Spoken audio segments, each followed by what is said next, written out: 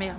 يا جماعه بالنسبه للموضوع واحد اسمه نشأت، الموضوع ده ما يخصش الجماعه دول خالص، الموضوع ده يخصني انا وجوزي واقفين قدام الفرش بتاع اخوه، جبرني غصب عني ان انا عايزه اخد الفرشين. لو انا مش هاخد الفرشين هيعمل لي مشكله، قلب لي الدنيا كلها بشهود من الناس كلها في الشارع، قلب لي الفرش وقلب لي العنب باسم رجليه اللي هي وجعاه وايديه اللي هي وجعاه. المشكله كانت معايا، والناس دي هي اللي بتدافع، الناس دي مالهاش ذنب، واحنا فاتحين السبوبه دي نقل بيها، احنا عشان ما عندناش ناس هنا ما كناش عارفين نرد عليه ومش عارفين نتكلم معاه، الناس استعبت بيقول له ايه الافتراء ده؟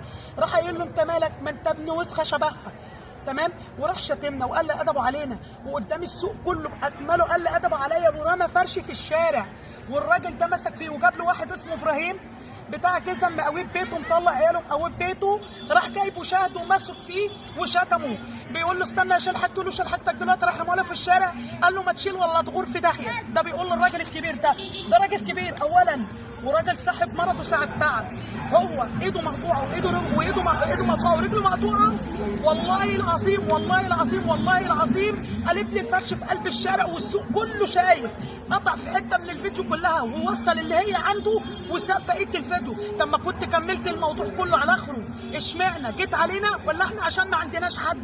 ولا انت عشان معاك فلوس بترشها؟